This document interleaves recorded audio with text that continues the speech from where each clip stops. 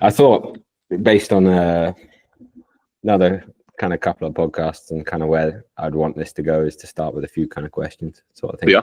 Just to open it up, get a bit of a idea of where you're at and a picture of what you do around the bike, and maybe some ideas of what you think of athlete life, and because then you get the picture of maybe where you lead to and into the after hours sort of thing.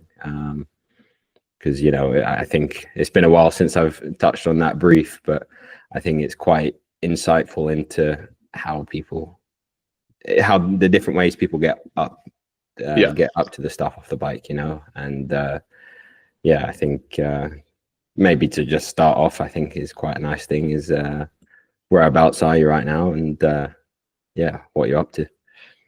So currently I'm in Lisbon, in Portugal. I've got a block of racing over here. So we had the first one on Sunday. That was like a national series race. And then next Sunday, we've got, this Sunday, we've got a UCI 1.2, Classica Arabida. I can never remember which way around it is. And then language is one of the hardest in the world, isn't it? I've heard. It's so annoying because, like, in my head, I always think, it's similar enough to Spanish. There's a few similar words, and I don't speak Spanish, but I can like get by. But I can't get by here. There's just like nothing. So I'm proper scraping this Google Translate. And then next week we've got a 5-day stage race, Volta Alentejo. So that could be sweet. Good crack. Yeah, good. Kind of get the rhythm in. You've ticked the first one off at sort of that national level, then you get step up to the next one with. I think it was Sabdao last year and whatever they're called this year, and that should be a nice thing to roll on to the next ones now. Nice progressions. And the living quarters are okay. Looks like you're in some nice ram party or whatever. I've been lucky. I've got also currently I'm in an apartment that friends let me use, so that's like super nice. But then later on I'll be with the team. It's just because logistically this was easier, but mega. And kind of getting into it then, what's one thing that you feel is underrated in the life of an athlete that people don't quite get? Underrated? Yeah. You know what? Not okay. The number one thing, I don't know if it's underrated, but the number one thing is not having like it's funny because as an athlete, I see it one way and someone else might not. But the 9 to 5, Monday to Friday, I think that's like the number one thing for me. Even though sometimes you might end up doing more work or whatever, but I think that the flexibility is good. Yeah, I mean, there's still a degree of routine within that, I think. Yeah. Do you find you stick to a similar plan most days around the training? Yeah. I mean, obviously, like the morning / early afternoon is locked off depending on what it is. But it's nice to have the flexibility around the rest of the day, Yeah. Because you get, I mean, we've all seen your Instagram stories. You are the king of routine on cooking what you can fuel after the bike. Do you want to just go into a bit of detail? You know what? Give me 2 seconds. Oh. He's only gone and done it, folks. I've literally just finished whipping up a batch of some chicken. So I've got like 3 chicken breasts. Juicy. 3. What's that on there? Cajun? No, so the local supermarkets here are pretty limited. Or at least the ones within walking distance. So it's literally just paprika and oregano. But you'll get a good amount of taste out of that, though. Yeah, exactly. It served its purpose. But the problem is, this chicken, I think I might have let it in the fridge a little bit too long. So it's like borderline off, and I've had one of them, and my stomach's like, Don't risk it, mate. Don't risk it. Well, that's it. The question is, do I want to waste 10 euros of chicken? I think it's probably worth just chucking it. Depends how hilly the race is on the weekend. It's quite hilly, so maybe I'll just have the whole lot. Yeah, mega. And then I guess what's kind of 2 things leading on from that get you out on the bike every day? I think for me it's probably routine. Like, I'm sure you find the same. Like, after I don't know how many years of training, the relationship with Training Peaks becomes such like a you like there's no question, there's no like whatever, you just check it, or from the day of, you just do it. Like it's not, it's just not a negotiable, obviously, unless you're ill or if you're fatigued, then you talk to the coach. But generally speaking, it's like that's what there's a pattern to it, isn't there? And we've got the same coach, but there's a pattern to that, in that you recognize, like you said, over the number of years, what that kind of 3-4 day microcycle looks like within the week, and then you know which state you're in. So it isn't, some cases, not even looking, you know what you've got the next day. It's exactly, just ticking that off, isn't it? Yeah, really sorry, I left the fridge open and I've got the chicken no out. It's going ding ding ding, I guess. Oh, shit.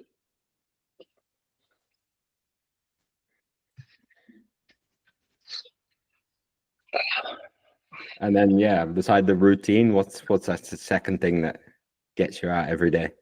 Oh, I mean, it's got to be like the long term goals and dreams. That's like always the fallback. I mean, I don't know how much I think about it on a day to day, but it's certainly like the backing behind, like, why you do everything. And it's habitual like, at that point, isn't it? You just got that little image in the back of your head. Exactly. It's so much like, it's the most, for me, the most ingrained habit. And then, try and like install other habits into your life, and they can be fairly strong, pretty strong. But for me, I think training is like the number one habit that is like so robust now. Yeah, for sure. And do you want to explain your slogan, I guess? Oh yeah, well, how does that link now? Determination is infinite. It's funny, I coined that. My sister asked me for some quotes for her homework, like before I even started cycling. She was doing some art project and she wanted some quotes to write over a picture, and I just sort of freeballed some, and this was the first one I did. And a couple of years later, when I started cycling, I was like, you know what, I think I might hang on to that one. That's mega, because everyone gets the different way of doing that. You've got some stickers that go on the stem, you've got something that goes dependent on the saddle. You've been in Belgium, you've got the little ones on the helmet and stuff like that, and that's really cool that you've set up some sort of merchandise on that as well, and can kind of get that message out there. No, exactly. Is that important for you because you're big on the social media side, you're getting that message out there, and you've had, I guess, you've come from a different aspect than that, and you've gone through that Hagen Berman, and you've had a lot of lessons, and you transitioned to Grenada. So how important is that, getting that message out there? Yeah, it's funny. I started these bands specifically, so the hashtag, I always had it as a hashtag, my posts, and the bands I started as like, let's like try and make a little bit of money. And in retrospect, it's not like a massive money making thing. Even if I sold like hundreds, it's not, going to make a huge dent. And then I was like, okay, it doesn't matter about, a couple $100 to sell a load of bands. It's just like, just get them out there. So, I give them to my friends, teammates. And I guess it's more of like I guess it's less to do with the social media, more to do with just like a personal thing. Like, I really like it. It means something to me. And if it can mean something to other people, that's just nice, Yeah, sweet. If they get on board with that idea, then it's some bonus cherry on the cake. Yeah, inevitably, like some will be like, not that fast, and that's fine for me. And then some of them, like some of my old teammates, will send me a picture, like still wearing the wristbands I gave them last year, and that's really cool to see. So heartwarming. Yeah, exactly. Mega.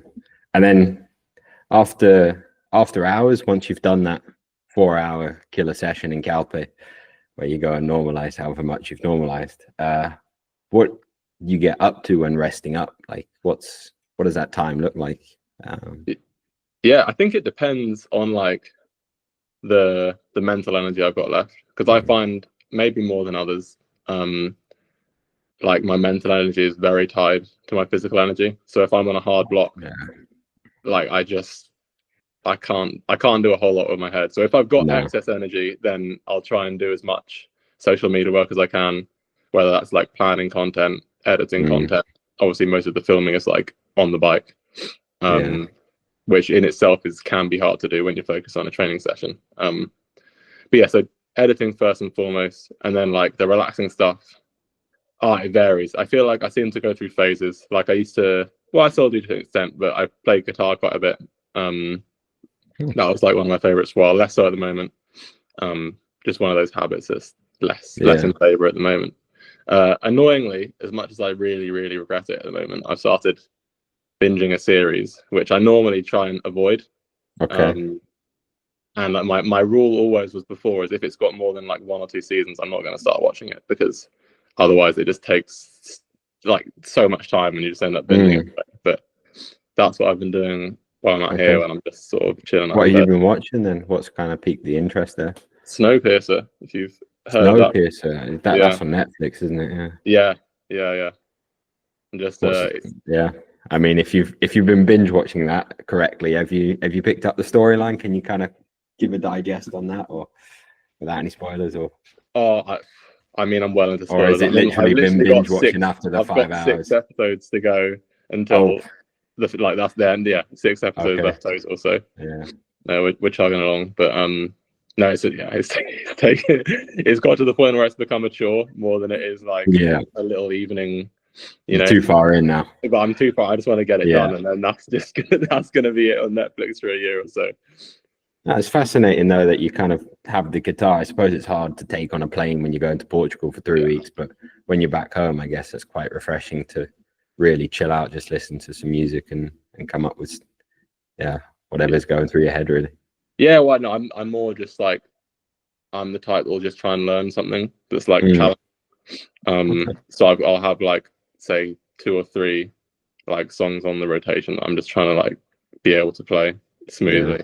That are, like, what's the one that's just out of grasp but like it's really there's 2 at the moment. I can't even remember the name of there's one that's like I've just about got, and the other one that's like just about not got, but the one that I've just about got is Counting Stars.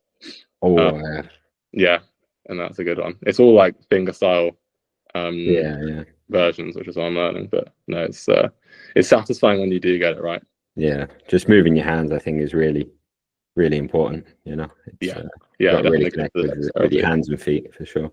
And then I think the biggest thing alongside your cycling, which you're sort of known for, is putting a comedic aspect on that, put a comedic spin on it. So how do you come up with those storylines and like you said, fit it in around your training? Do you do it on rest days or those chill spins? Or in off season I try and do it on rest days. So what I'll try and do is, like, the night before the rest day, I'll gather my favorite ideas so far, and I've got like a document where I've got them all saved and ready to go, and then I'll do like 5 or 6 on the rest day, and then I can get through the week, so I don't really have to do too much. But then as it gets into the season and the training gets harder, that sort of the balance shifts, doesn't it? You've got the time for the off season. You're like, I've got hours and hours and hours to think of stuff. Does that pop into your head when you're doing those 4 hours? Do you like see something on the side of the road, or do you see something happen with your friend and the person you ride with? Or the ideas come from, most of the ideas are inspired by other content. So like it's a lot of, I'll be scrolling, and I'm bad for the amount of time screen time on my phone, but I'll be scrolling. And I try, it's weird, you have to make a conscious decision on your algorithm to like make it that kind of thing. Do you know what I mean? Like, I hear you there. Like if you watch a couple too many car crash videos, all of a sudden your feed's just cooked and it's a week later and you're like, damn it. You got to make that mental break, don't you? Just to break so free. Sometimes I'll literally be like purposely scrolling to try and like get it onto like the funny, you know, the kind of content that I make, and then I'll be inspired and but sometimes it does come to me on a ride, and there's so many, like, I'll send a message to myself, like a voice note, like awkwardly describing some real idea, and I'll listen to it back and it's like, what is this dude on about?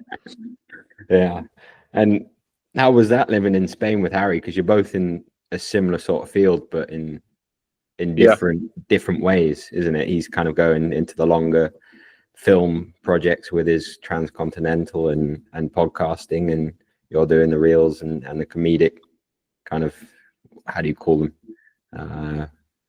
blags, as we would say in French. Like skits and we definitely got like different styles in that respect. I feel like, to be honest, that month wasn't the best month in terms of content, but I was I was really pushing my limits on the actual training side, and like the base is like easily the biggest month I've done, not just hours, but like with training load and that kind of thing. So yeah, the another one where the content took a hit. So it's swings and roundabouts, isn't it? You're working for. Yeah. I think that's something that's significantly underrated. Is that however much, like you say, the algorithms of anything, of writing, of films, of reels, and whatever you can think of, even just writing a book, it's like there is a timeline to that, and I think it's underrated how much an athlete can't really stick to that, even though it is a side hobby. Yeah. Well, the ironic thing is that my financial success, if you can call it that, comes purely from the social media and not really so much from the bike racing yet. Okay. But ironic, but I've been told a lot, it's like, the social media wouldn't be what it is without the bike racing side alongside. So they do sort of go hand in hand. Yeah, they're symbiotic in every way, isn't it? Yeah. Like you can't have the idea if you weren't training 4 hours a day. Yeah. Where you didn't have that perspective.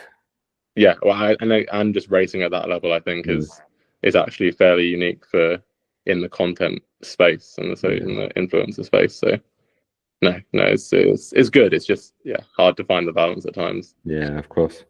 Yeah, I think what you do is really funny. You've clearly got a funny head on you. Some of the ones you come up with are incredible. Cheers. And to what extent do you think it is running like a full business? Because this is your side marketing yourself to.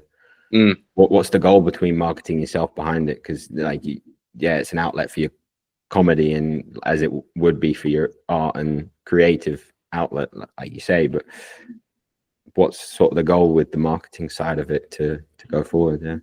Yeah, I guess it is just to like grow everything together.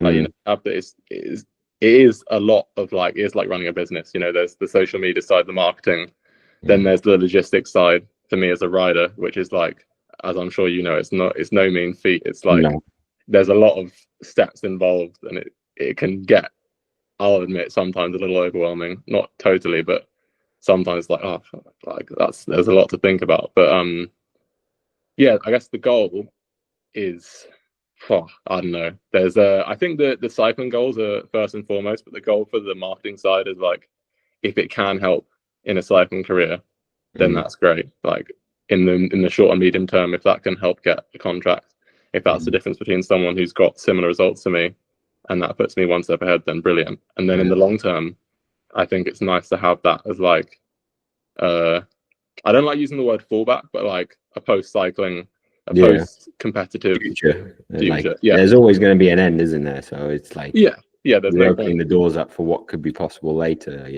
and seeing like what some people have achieved with like X number of followers, and like, oh wow, this guy's like living like a decent like life, and he's got X amount of thousand followers, and I'm this much behind. I could see in 3-4 years I'll get to that place, Yeah. And how you enjoying it all? Yeah.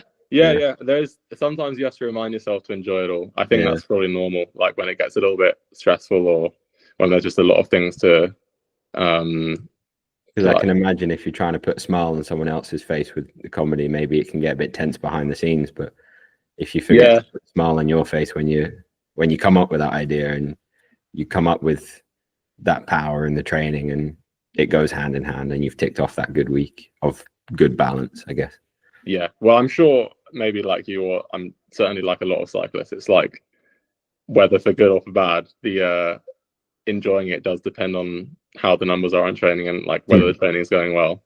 But I think what I come back to time and time again is if I feel right, then 99% of the time the session will go at the very least like as it should. If not hopefully better. But I think it is just like trying not to put too much pressure on everything else, and like you have to try and remember to enjoy it. I think especially with the social media stuff, like I'll get a point where I haven't, like, you can't just force ideas to come to you, and there'll be a week where I haven't had like I know what a good like a viral reel is going to be, or I know what has the potential to be one when I have the idea. And they'll be like, it'll go for like a week or more, and I just haven't had like a good idea, and I'm like, you just can't force it, especially when you're, you know, cooked and training as well. That creative side is just like, that does become a little stressful at times. But yeah, I think, like I said, just trying to just remember the enjoyments and like what I mentioned earlier, the long-term goals and everything, it all ties in together. Has it been easier getting those new cameras on board? Is it more complicated now than it was, or how's that hobby changing? Yeah, so I've this year I'm sponsored by Insta360, and I had their cameras before, but maybe didn't utilize them as much. But now I'm like pretty much, well, since I've been here at least, and in Spain, having the camera on the bike most rides, and just getting clips here and there. And then sometimes, oh, I could use that clip for this reel, that clip for this reel, and it just helps get more and more content. Whereas before, it's like constantly like trying to ask a mate to, oh yeah, can you just get a clip of me riding so I can use it? And sometimes it becomes a burden, and some people aren't really that comfortable like filming on the bike. And for me, half the time I'm riding on my own, or more than like 90% of the time I'm riding on my own anyway. So yeah, but you've got some beautiful descents in Spain. I particularly remember one where you're coming down that double left-hander down Tarbena, and it's like comes out of nowhere, and you send it wide every time, you know. Oh, you're raining up against the wall, and you almost go off the road, and you put like a wobbly sound on it or something, you know. Even those moments, you can come up with some gold on your own. Yeah, and there are some people who are really good at that. Like there's a guy, a triathlete called Volkerboy. He's and I met him in Dubai for the race we did earlier. He's like, he is the king of, he doesn't plan any of his reels. And I was like, what, you don't plan? That's crazy. And he just pulls out the phone, gets a video, and like he just sees it in the moment, which is a skill I'm trying to develop. Authenticity there. What exactly? Unrivaled authenticity. You can make it authentic but delayed. Yeah. But that's, if you're doing it right in the moment, then there's no fear of that, is there? Yeah, exactly. It's definitely a skill. Mega. Yeah, I think it's really cool what you do, man. It's a good hobby to have, and it's a really nice balance to everything. It's not a hobby, like you said, it's where your money comes from in a lot of the cases, and so it's really cool to see, man. No, cheers. It's it's fun. I've been making videos since I was like 12, and it started before I started cycling. All right, it was with gaming. I would, or even before gaming, like I would. So when I was like, oh man, I don't know how old, maybe 11. No, it must have been 12. Me and my mates went to the woods. We all had like Nerf guns, and we made like a Nerf movie. We put like gunshot sound effects, and like I guess that was one of the very first like edits. I've always been that across, man. I'll send it's unlisted on YouTube from a long time ago. Yeah, I mean, everyone would be nostalgic of that. No person didn't have that dream to build a full Nerf war in a forest. Yeah, exactly. So there's just loads of stuff like that. So yeah, I guess it was always like a natural desire to make videos in that kind of way. That's sweet, dude. And I guess to round it off, have you got any like tips to just eating rice, chicken, and lettuce every evening? Like, I don't know how you do that day in, day out. Like, fair credit to you, man. Yeah, I like it, and it's, you know what, I saw maybe in a podcast or read somewhere that one of the biggest one of the reasons that in modernity we find ourselves more stressful than hundreds of years ago is the number of decisions we have to make each day. And what was it? Steve Jobs just wore his same black jacket and trousers every day. They say like the clothes thing, that's an easy one, just knock that right off the list. And I don't know if that is, it must be a motivating factor, maybe not the reason why I have almost the same thing every day. I like it. I think it is just like the decision thing. I know I can just go to the shops, buy the things, do the same. I just don't have to think. And there's enough for me to think about. I don't want to be thinking about a recipe or, I mean, it's nice to learn new things and eat new things, but when it's just every day, especially when you're in the pits of training in winter, it's just like, I don't want to think about that. I'll just have the same. Yeah, I think that's quite a resounding point for like where this idea of the podcast came from. Everyone's got their quirks and what they do in the after hour. You've got you got some people that really like the cooking, you got some people that really like the writing, you've got people who've got full-time jobs on the side, and then Respect to those people. Exactly, you know. So it's everyone's got their quirks to do things, and yeah, what kind of ticks them by. And I think if that works and fuels, like you say, your training, if you fuel it correctly, it's just going to roll off, and then you finish that with more energy, and you can do the stuff, extra stuff on top of the cherry on the cake that you like doing, rather than just being a couch potato watching your snow pizza. What was it?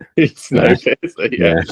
Oh, it's not. I'm not proud of it. It's I mean, it's better than, well, I'm gonna get, it's better than Friends and just watching like 10 seasons of that, isn't it? If you get it done in 2 seasons, you're like, okay, fair enough. Yeah, just get it knocked out of the way. Yeah, sweet, dude. And you got, what sort of things you got coming up? There's racing wise, there's a few things actually. So after this, I've got some diabolical travel days. So that 5-day stage race I mentioned, last stage of that finishes, I don't know, early afternoon, normal stuff. That evening I've got a flight to Gatwick. I get in at 11:30, so then I'm staying the night in a Gatwick hotel. And then getting the train home, which is a couple hours on the Monday. Then that same day going back to Heathrow and flying 17 hours to Paraguay for Pan American track champs. Whoa. So yeah, you got on the track a few days ago, didn't you? Yeah. Well, trying to prepare for the track champ. It's one of those things. It's so hard to fit in like some proper track time when you're trying to prepare with stuff, road, though, isn't it? So pure. Yeah. I know. I mean, what's it like pulling that skin suit on?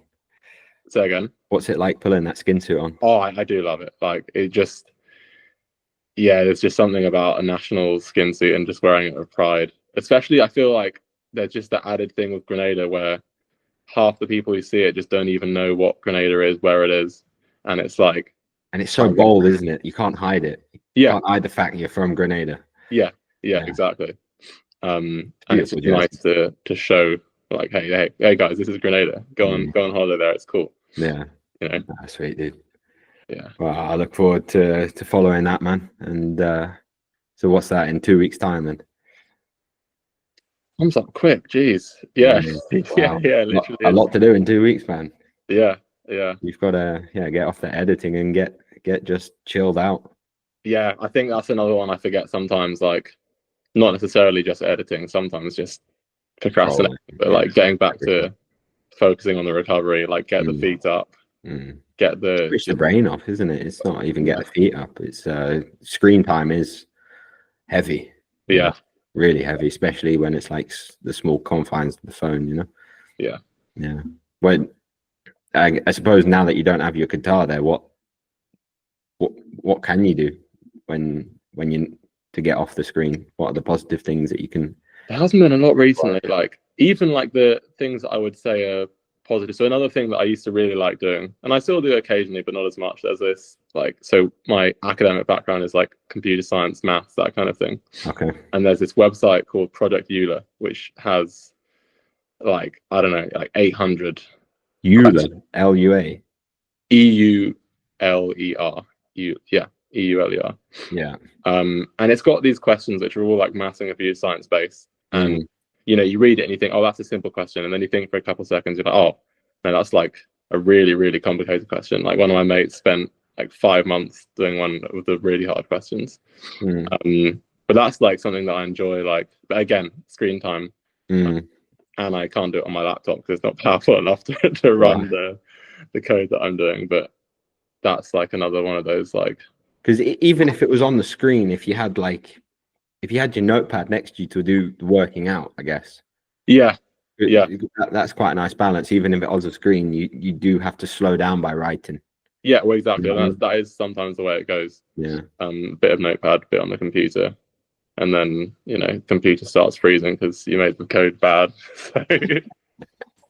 Well, it's a good, it's a good kind of second solution to that problem of screen time, isn't it? So yeah. No, I think I need to find something new. I need to get back into books. I used to read a lot when I was younger, and it's just one of those habits that's just like fallen well off the cliff. Right.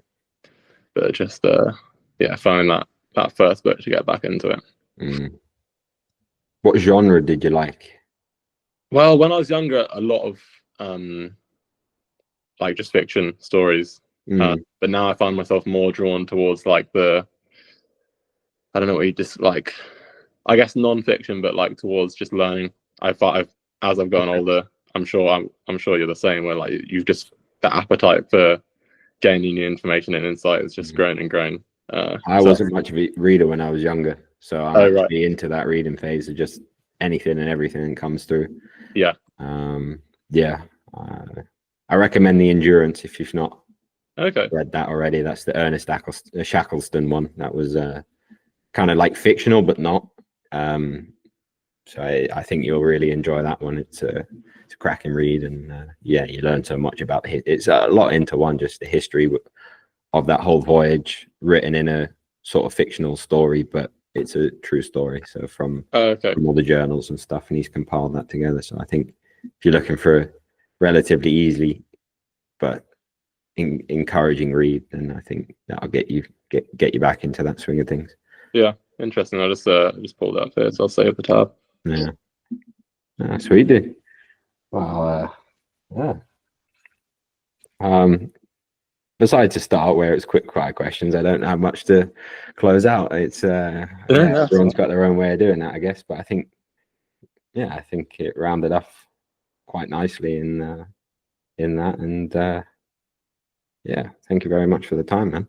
No, happy to. I just feel like I want to ask you the same questions now, but I know that's like you can't do that every episode. No, not quite. It'll be the same story every time, but maybe at some point. But I mean, we'll have a chat about that later, I guess, off the phone. Yeah. I mean, if you want to, then go ahead. But dude. Okay. Cheers. I'll probably finish recording there, and thank you very much for the time, and I found that really cool. Really cool. No, happy to. No, pick up all those nuances that you get up to. Yeah. After the hours, for the SEO. It's good stuff, man. Sounds like you really got a good balance there as well. Oh, it's okay. It could be better. Always. But with what you've got today, if you're enjoying it, you're happy, and you've got that good balance, and that's all you can really ask for, Yeah, I think you do the old. If you asked 2 years ago me, they'd be like, oh yeah, actually that's pretty sick. So I can't complain.